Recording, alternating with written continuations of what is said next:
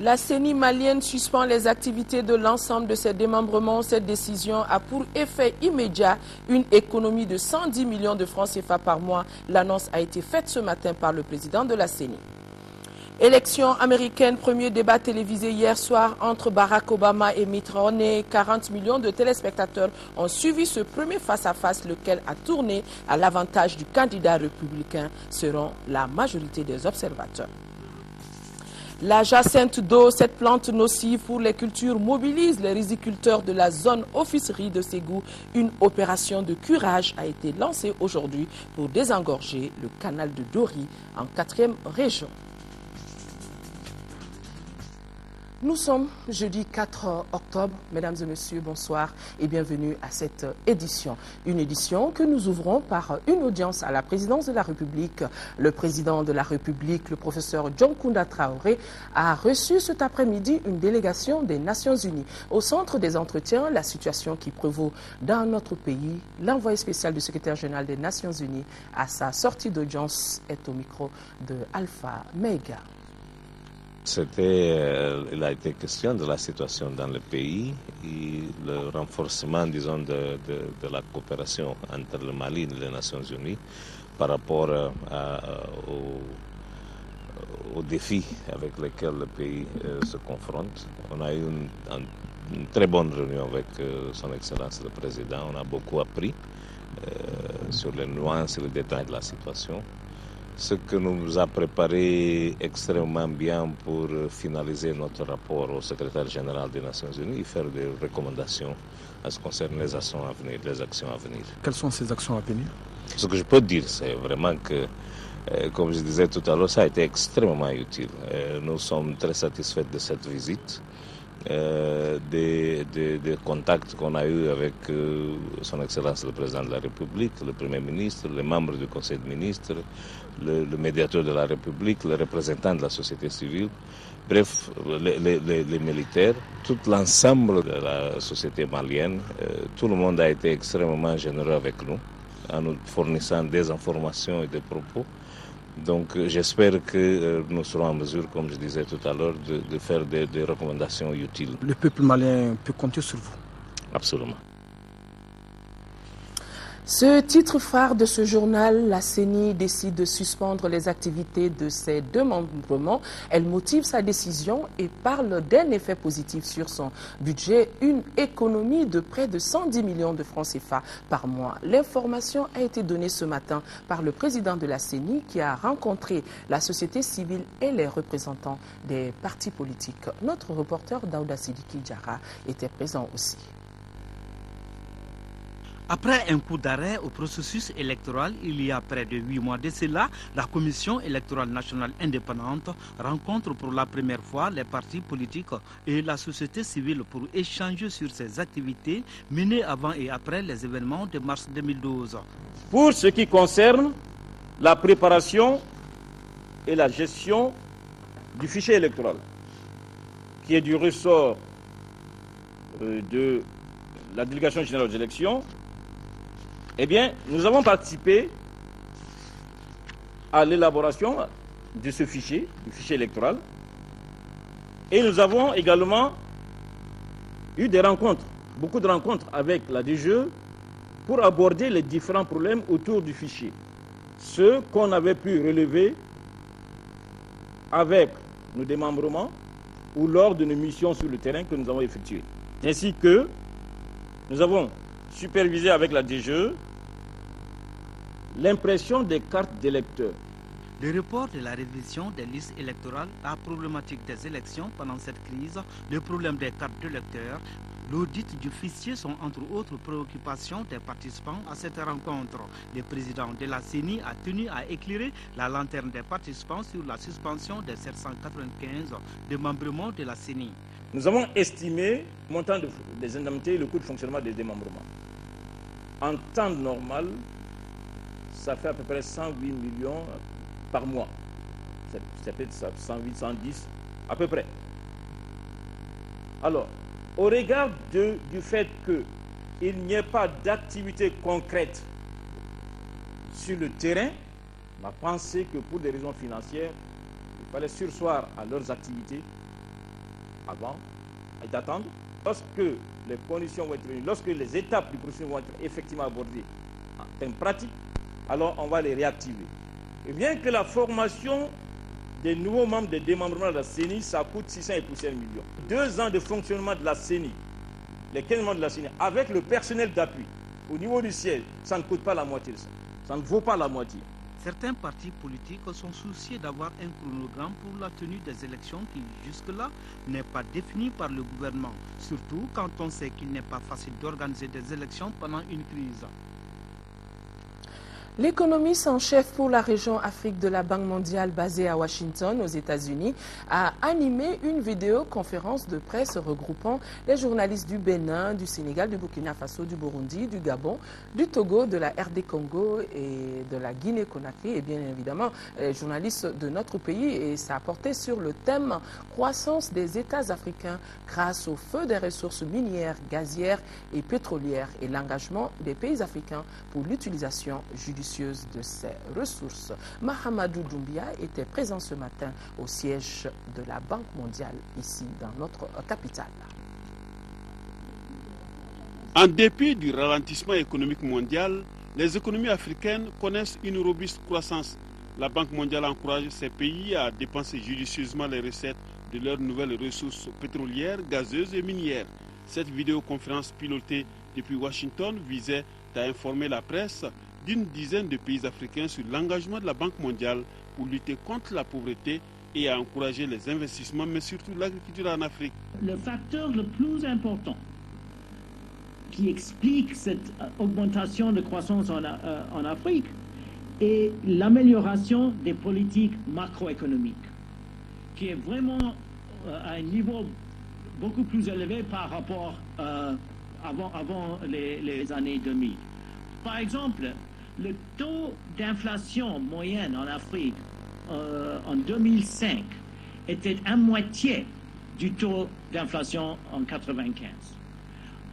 Et nous avons constaté que l'augmentation, l'amélioration des politiques macroéconomiques a aidé les économies africaines à gérer ces économies pendant la crise globale.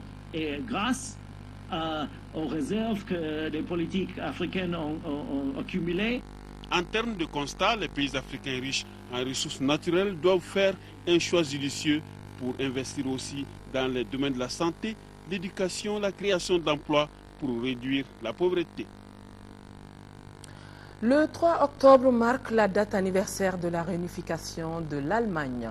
L'ambassadeur de ce pays dans notre pays, au Mali, a offert hier une réception en sa résidence. Ce dernier a saisi l'occasion pour réitérer le soutien de son pays au Mali pendant ces moments de crise. Adama Djimde, reportage. Cette réception offerte par l'ambassadeur de l'Allemagne au Mali marque le 20e anniversaire de la réunification de ce pays frère et ami du Mali. La journée de l'unité allemande 2012 se tient à un moment où notre pays peine à retrouver ses repères du point de vue politique et sécuritaire. Hier, tout comme aujourd'hui, l'Allemagne tient à soutenir le Mali. Il m'est donc important à cette soirée commémorative et joyeuse de rassurer les amis maliens et de souligner que l'Allemagne sera aussi aux côtés du Mali dans ce temps de crise profonde, en accompagnant et assistant le gouvernement de transition comme le peuple malien dans la maîtrise des grands défis qu'il fasse. Maliens et Allemands souhaitent ardemment commémorer l'édition 2013 dans un Mali unifié. Nous fêtons aujourd'hui l'anniversaire de la réunification allemande dans un Mali divisé. C'est un symbole. Et dans son propos, l'ambassadeur a eu à le dire, nous comptons fêter la réunification allemande en 2013 dans un Mali uni et unifié, démocratique. Quoi de mieux que de célébrer avec une dizaine de membres de gouvernement l'unification d'un pays qui a été le premier à reconnaître notre indépendance. Le ministre de l'Environnement et de l'Assainissement sur le site de stockage des pesticides obsolètes et déchets apparentés de Sanankoroba. Des pesticides obsolètes dont le traitement ou l'élimination viendra parachever les efforts du programme africain relatif aux stocks et pesticides obsolètes. La visite a été suivie par notre reporter Moïse Traoré. Dans la commune rurale de Sanankoroba, le site de stockage des pesticides obsolètes et déchets apparentés s'étend sur une superficie de 1,5 hectare. Sur l'espace précédemment offert par le village de Saint-Sina à l'Office de protection des végétaux OPV, plus de 55 tonnes de déchets sont entreposés. Et un dispositif aussi moderne où il y a un écart assez énorme entre, n'est-ce pas, les populations et l'enclos. Il y a au moins 250 mètres au moins entre les habitations et même quelques kilomètres d'ailleurs entre les habitations. Je pense que c'est un dispositif assez éloigné et la position aussi par rapport à la circulation du vent, de l'air qu'on doit normalement tenir compte pour mettre de tels dispositifs est effectivement pris en compte. Le dispositif sera renforcé. Grâce à la Banque mondiale, un contrat d'élimination de plus de 1,743 milliard devait être exécuté par une société allemande. Des équipements et du matériel de la dite société sont encore sur place. Malheureusement, les événements de ces derniers temps nous ont un peu retardés, n'est-ce pas? Mais je pense que l'appel qu'on doit lancer, c'est au niveau du partenaire qui est la Banque mondiale, de revoir un peu notre stratégie par rapport au financement de ce programme. C'est un programme au niveau africain, mais bon, on peut, je pense qu'en négociation, voir un peu comment prolonger ce programme pour que le traitement effectif puisse être, n'est-ce pas, mené. Le programme africain relatif au stock de pesticides obsolètes ambitionne débarrasser les pays des stocks de déchets contaminés. En attendant, il urge que les services de l'environnement soient saisis avant toute commande. Le choix peut porter sur le moindre mal. Le ministre de l'Agriculture, lui, a choisi la direction du Centre national de lutte contre le criquet pèlerin. Le directeur du centre a profité de cette occasion pour faire part au ministre des différentes préoccupations de sa structure, notamment la perte dans les régions du nord du Mali de 33 véhicules de service ainsi que le repliement de certains agents de perception. Il a aussi souhaité une augmentation du budget alloué à son centre afin de mieux assurer les futures interventions anti-acridiennes. Le ministre a tout simplement eu une oreille attentive à toutes ces doléances. L'actualité hors de nos frontières, je vous le disais dans les titres, l'élection présidentielle américaine, c'est parti pour la série des débats télévisés. Le face-à-face a débuté hier soir. 40 millions de téléspectateurs ont pu découvrir les deux candidats, Barack Obama et Mitt Romney. Beaucoup d'aimabilité pour ce premier face-à-face qui a tourné à l'avantage de Mitt Romney selon beaucoup d'observateurs.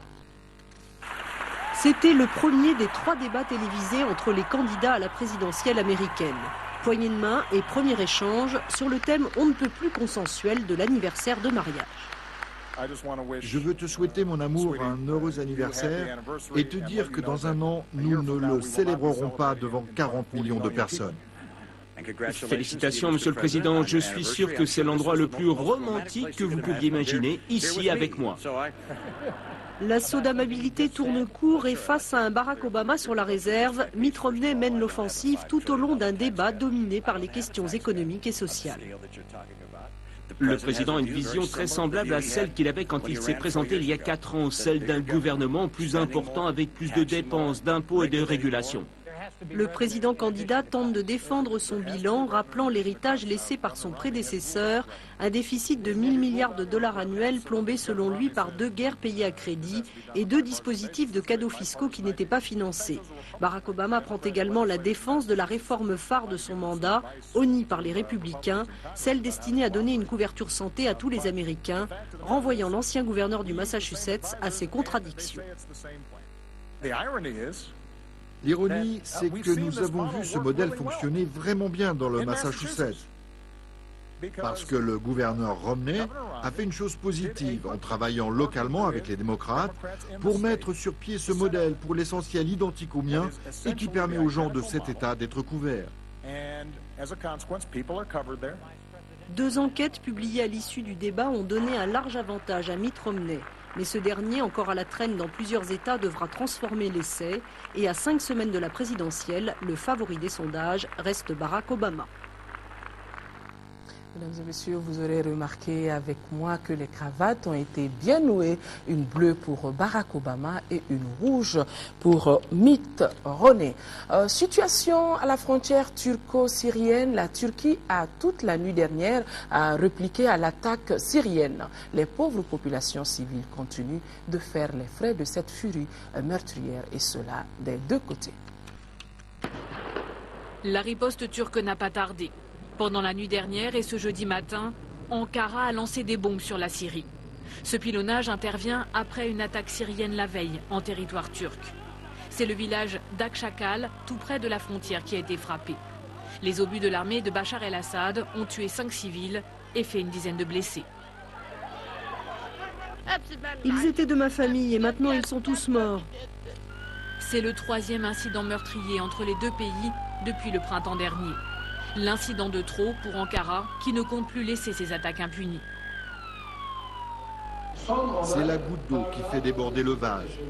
Avant tout, la Turquie est un État souverain. La Turquie a subi un assaut et des gens sont morts. Ceci a une signification au regard du droit international. Et je veux que le monde entier sache que nous ferons tout ce qui sera nécessaire. D'ailleurs, le Parlement turc convoqué en urgence vient de donner son feu vert à des opérations militaires sur le sol syrien. Mais la Turquie ne veut pas la guerre, affirme Ankara, qui préfère parler de dissuasion. La Syrie, de son côté, a présenté officiellement ses excuses à son voisin.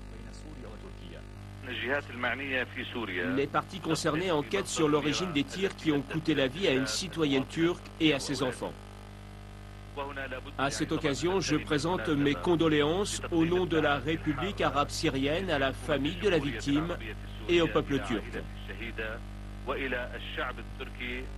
L'escalade entre Damas et Ankara inquiète fortement à l'étranger. La communauté internationale soutient la Turquie tout en prônant la retenue. L'OTAN condamne cet acte agressif contre un pays membre. Elle exhorte le régime syrien à mettre fin à ces violations flagrantes du droit international. Retour à l'actualité nationale pour parler de la générosité de la BMS, la Banque malienne de solidarité qui vole au secours des populations déplacées du Nord. Elle vient d'offrir 30 millions de francs CFA en contribution à l'effort de solidarité en faveur des populations victimes de la crise du Nord. La cérémonie s'est déroulée au ministère de l'Action humanitaire, de la solidarité et des personnes âgées. Des détails avec Alouseni Touré. C'est à l'occasion de la 34e session de son conseil d'administration que la BMS a décidé de consacrer cette somme à l'aide aux populations déplacées du Nord. Pour le directeur adjoint de la Banque malienne de solidarité, la BMS répond ainsi à sa vocation fondamentale, celle de financer l'insertion des populations vulnérables dans le circuit économique.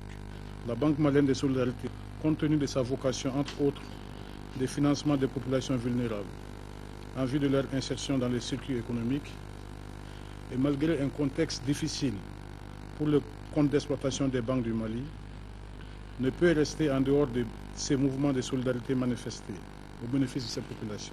Comme le directeur général adjoint souhaitait que les 30 millions contribuent à atténuer les souffrances des bénéficiaires, le ministre de l'Action humanitaire, de la solidarité des personnes âgées rassure.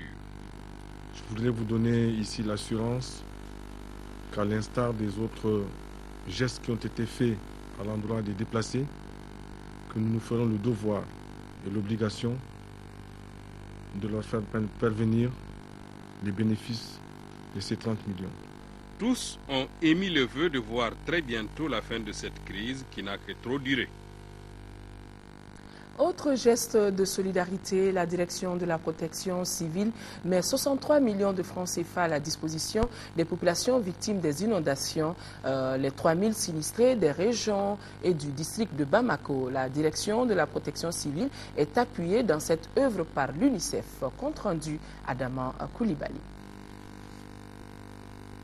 La Direction nationale de la protection civile, avec l'appui de ses partenaires, vient au secours des populations touchées par les inondations. 1112 ménages de 3238 personnes sinistrées vont bénéficier des kits d'hygiène d'une valeur de près de 64 millions de francs CFA. Les personnes identifiées bénéficiaires de ces gestes de solidarité se répartissent entre les régions de Kaï, Koulikoro, Sigasso, Ségou, Mopti et le district de Bamako. Les kits sont composés de tentes, nattes, couvertures, de latrines en plastique et plusieurs autres petits matériels de cuisine et d'hygiène. La Direction nationale de la protection civile a procédé à la répartition des kits entre les localités touchées à travers les directeurs régionaux de la protection civile. Les personnes sinistrées bénéficiaires de ces kits d'hygiène par région sont Kaï 310 personnes, Koulikoro 60, Sigasso 1106 personnes, Ségou 1341 personnes, Mopti 287 et le district à travers la commune 6 134 personnes. C'était l'occasion pour les responsables de la protection civile de remercier leurs partenaires, principalement l'UNICEF, qui leur a permis de faire ce geste de solidarité aux démunis frappés par les calamités naturelles. Cette déclaration de l'Alliance des démocrates patriotes pour la sortie de crise sur la position de certains partenaires extérieurs par rapport à la crise du Nord, et cette déclaration, avant de voir ce qui fait l'actualité dans nos régions, la DPS tient absolument au respect strict de l'intégrité territoriale du Mali et à la laïcité de l'État. Elle appuiera tous les efforts tendant à une restauration durable de l'ordre constitutionnel démocratique et républicain, ainsi que tout processus de renforcement de la décentralisation conformément aux principes de libre administration des collectivités tels que prévus à l'article 70 de la Constitution du 12 janvier 1992. Mais elle s'oppose et s'opposera à toute forme déguisée de fédération ou de confédération, car il n'y aura aucune demande intérieure légitime qui justifierait la remise en cause de la forme unitaire de l'État malien. Enfin, l'ADPS encourage les pouvoirs publics à mobiliser le plus rapidement possible l'indispensable appui de la communauté internationale, tout en veillant à ce que le contrôle politique des opérations militaires de reconquête du Nord n'échappe pas aux autorités légitimes nationales. À présent, temps pour nous de voir ce qui fait l'actualité dans nos régions. Il existe désormais une nouvelle caisse associative d'épargne et de crédit de l'institution de microfinance Kondo Jigima à Nara. Elle regroupe 17 petites caisses implantées dans les 11 communes du cercle. Cette fédération d'énergie devra renforcer les capacités de l'institution en vue de mieux répondre aux préoccupations de la clientèle. Envoyés spéciaux à Nara, Djemoko Konaté et Gaussou Touré.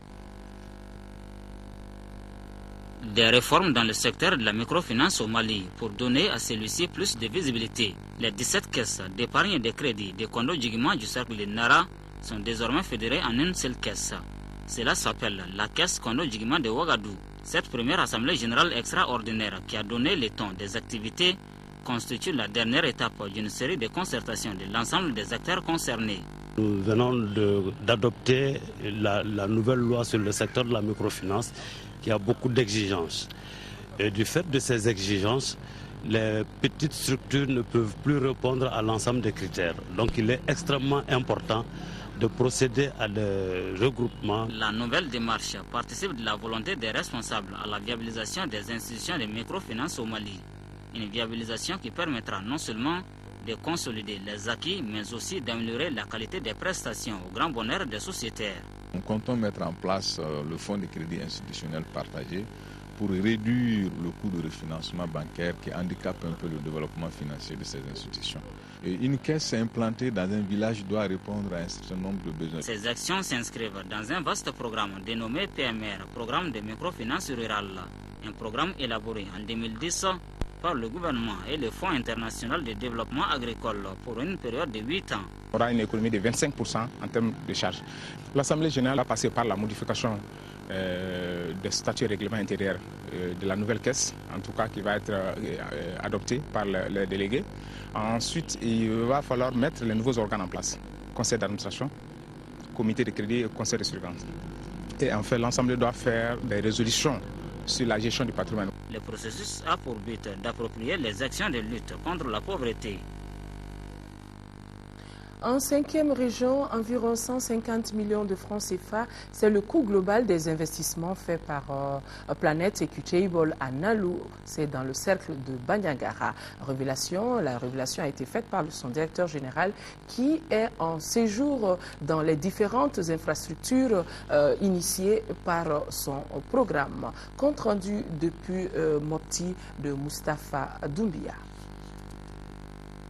C'est aux environs de 9 h en ce 22 septembre, jour anniversaire de l'accession du Mali à l'indépendance, que l'athlète international porteur du flambeau de la paix et de la solidarité a foulé le sol mopticien.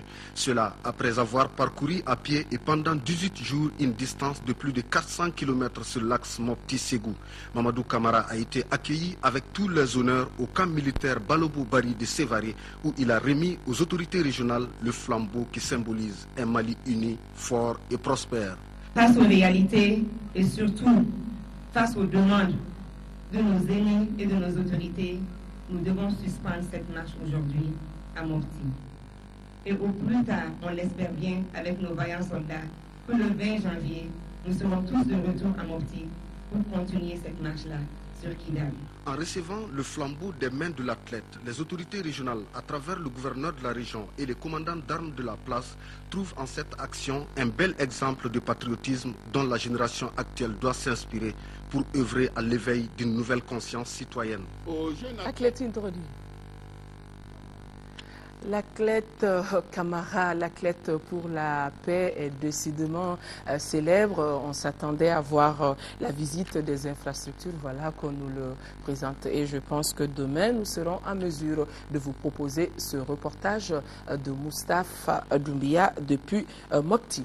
Ségou, coup d'envoi des travaux de curage du canal de Doni à Farako dans le cercle de Ségou en zone office du Niger, en zone officerie, forte mobilisation des riziculteurs contre la jacinthe d'eau. Cet engagement des populations de cette localité est soutenu par les partenaires de l'officerie de Ségou. Ces travaux sur l'ouvrage de Dori vont dégager les voies obstruées par la plante flottante. Ségou, correspondance de Amaguiré Ogobara Dolo. Cette forte mobilisation des exploitants agricoles du secteur de Farako en zone officerie de Ségou est un investissement humain de plus de 20 villages pour soutenir les efforts et les initiatives de développement intégré que la direction générale de l'officerie Ségou déploie au quotidien. En effet, il s'agit d'endiguer l'évolution de la jacinthe d'eau afin d'accroître le débit de l'irrigation des parcelles rizicoles. Cette année, de façon exceptionnelle, nous sommes satisfaits en termes de pluviométrie et en termes de crues du fleuve. Mais malheureusement, au niveau de Farako, nous enregistrons une irrigation timide. Et ça, c'est dû au fait que le chenal qui doit drainer l'eau est obstrué en beaucoup d'endroits. Et si bien que l'eau ne coule pas de façon progressive, de la manière dont nous le souhaitons. Et suite à cela, il y a les populations elles-mêmes qui s'y sont organisées, qui disent si au niveau de l'officerie, les ressources aujourd'hui sont limitées, du fait que, en tout cas, l'année dernière, avec la coupe budgétaire sur les BSI, et donc la population s'est elle-même mobilisée. Cet engagement des populations est accompagné par l'apport de l'entreprise Danaya Ségou, qui a fait ses preuves dans la zone office du Niger. À la date d'aujourd'hui, sur 6680 hectares, nous avons irrigué à peu près 3600, ce qui fait à peu près 53%. Donc le reste, avec ces travaux, en tout cas qu'on est en train d'entamer, nous sommes sûrs que ça va contribuer à améliorer de beaucoup, en tout cas, les taux d'irrigation. Ce nettoyage du cours d'eau s'opère sur 1,5 km et il permettra d'améliorer à coup sûr le rendement du secteur de Farako, secteur dont la production précédente a été désastreuse. Revenons ici à Bamako, coup d'envoi du concours d'entrée au Conservatoire des Arts et Métiers Multimédia Bala Faseke Kouyaté. Ce concours qui touche 5 sections met en compétition 353 concurrents pour 50 places. L'événement a été présidé par le ministre de la Culture en présence de notre reporter Isaac Tchenou. Ils sont 353 candidats, dont 62 filles, à ce concours d'entrée au Conservatoire des Arts et Métiers Multimédia Bala Faseke Kouyaté. Ces candidats sont répartis entre 5 sections, à savoir 159 en multimédia, 54 en art plastique, 63 en musique, 14 en danse et 63 en théâtre. 10 places sont disponibles par section. En donnant le coup d'envoi des épreuves ce jeudi, Le ministre de la Culture a tenu à rappeler toute l'importance de cet établissement pour le gouvernement. C'est par rapport à l'importance de cette école que le gouvernement a bien voulu mettre en place, parce que c'est un joyau qu'on peut qualifier dans la sous-région et en Afrique, qui est quand même particulier et bien convoité. Donc en tant que ministre de la Culture, cela va de soi que je manifeste tout l'intérêt pour venir voir ce qui s'y passe, surtout qu'il y a la raison qui est en train de travailler par rapport au cœur. On peut dire que les impressions sont bonnes. Le conservatoire multimédia Bala Faseke forme en 5 ans des cadres supérieurs dans le domaine de la culture et fait la promotion des artistes. La formation est assurée par des professionnels nationaux et étrangers. Le concours d'admission à cette école pour élite est ouvert à tout candidat technicien des arts et titulaire du baccalauréat n'ayant pas dépassé 30 ans. Puisque nous parlons de concours, restons dans le domaine pour vous faire part de ce communiqué du ministre de l'Éducation et de l'Alphabétisation. Le ministre de l'Éducation nationale et de l'Alphabétisation informe les candidats aux examens de la session spéciale d'octobre que les épreuves écrites des 10 examens débuteront respectivement à partir du lundi 8 octobre pour le CAP et BT, mardi 9 octobre pour le bac, mercredi 10 octobre pour le DF, lundi 15 octobre pour les IFM. Les épreuves se dérouleront dans les centres ci-après. District de Bamako, Académie d'enseignement de Bamako Rive-Gauche, centre du lycée Ba Aminata Diallo, centre unique pour les candidats du DF, du CAP, du BT, du BAC et des IFM. Académie d'enseignement de Bamako Rive-Droite, centre de Faladje Sokoro, centre unique pour les candidats du DF, du CAP, du BT, du BAC et des IFM. Académie d'enseignement de Ségou, centre du lycée Abdul Karim Kamara dit Cabral. Académie d'enseignement de Mopti, centre du lycée Amadoun Diko de Sévaré. Ne sont concernés que seuls les candidats réguliers du Nord Mali inscrits dans le délai au niveau de leur académie respective et qui n'ont pas pu composer à la session ordinaire de juillet. En conséquence, tous ceux qui se présenteront de manière frauduleuse à la session spéciale s'exposeront aux sanctions prévues par les textes en vigueur et il en sera de même pour leurs complices. Par ailleurs, il est rappelé aux candidats que les épreuves de la présente session auront lieu dans les mêmes conditions de vigilance et de sécurité que celles de juillet. L'accès à la salle d'examen est donc subordonné à la présentation de la carte d'identité scolaire en cours. Le ministre de l'Éducation nationale et de l'Alphabétisation se réserve le droit d'annuler les résultats des candidats frauduleusement autorisés à composer à cette session spéciale en cas de réussite. Sport football, éliminatoire de la CAN Junior Algérie 2013. Le Mali reçoit demain la Zambie pour le compte du dernier tour qualificatif à la phase finale. Après le nul de 2 buts partout du match aller, les juniors maliens comptent rester sur cette dynamique pour assurer la qualification à la CAN de leur catégorie. Le ministre des Sports, de la Jeunesse et des Sports est allé voir et en présence de notre reporter Ousmane Dao. Le mot d'ordre de ce match retour, c'est l'union autour de l'équipe pour la pousser vers la qualification à la CAN Junior Algérie 2013. Et pour ce faire, elle bénéficie des soutiens à tous les niveaux. Pour vous apporter tout le soutien du peuple malien. C'est vous dire que tout le peuple va vous regarder ce vendredi. C'est vrai que vous avez fourni de grands efforts en Zambie, mais la qualification n'est pas encore acquise à 100%. Il faut que devant votre public, vous puissiez assurer. En tout cas, je compte sur vous. Tout le peuple malien compte sur vous. Il faut qu'on soit à Alger 2013. Au-delà de cet apport, les protégés de Moussa Keïta Dougoutigi ont préparé la rencontre avec beaucoup de concentration en oubliant le résultat de 2 buts partout du match aller. On a joué le match aller, le score 2-2. Si à l'aller, il y a le retour. Bon, c'est une équipe zambienne qui n'est pas mal. Ici, c'est Bamako, avec l'aide du public. J'ai profité pour inviter le public à venir nous supporter massivement pour encourager ces jeunes-là, pour qu'on puisse arracher notre qualification. Sinon, la victoire n'est pas encore acquise. Hein. En face, la Zambie est une bonne équipe qui n'est pas à Bamako en touriste. C'est une équipe qui va venir aussi super motivée. Nous, on doit doubler d'efforts. Pour ne pas les minimiser. On fera tout, Inch'Allah, pour notre qualification.